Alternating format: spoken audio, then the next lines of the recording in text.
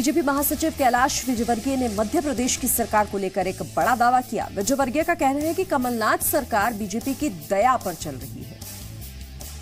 मध्य प्रदेश में विधायकों की खरीद फरोख्त के कांग्रेस के आरोपों पर बीजेपी नेता कैलाश विजयवर्गीय ने पलटवार किया। कैलाश विजयवर्गीय ने कमलनाथ सरकार को चेतावनी देते हुए कहा, कांग्रेस भ्रम ना फैलाए, वरना आलाकमान को छींक भर से प्रदेश में बीजेपी सत्ता में लौट आएगी। वो सरकार 5 फीट चलने वाली नहीं है। जिस दिन ऊपर से सिग्नल मिल गया 15 दिन के अंदर उल्टा कर देंगे, तुम चिंता मत करो।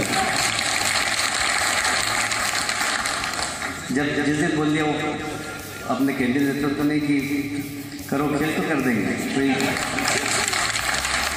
बहुत मामूली बात है। बीजेपी कार्यकर्ताओं में जोश भरते हुए विजयवर्गीय ने कहा कि लोकसभा चुनाव के लिए सभी को पूरा जोर लगाना होगा। डर के नहीं रहना है। सरकार आती जाती रहती, हम ज्यादा समय विपक्ष में रहे इस देश के अंदर, इस प्रदेश के अंदर और देश में। हमने बहुत आंदोलन किए,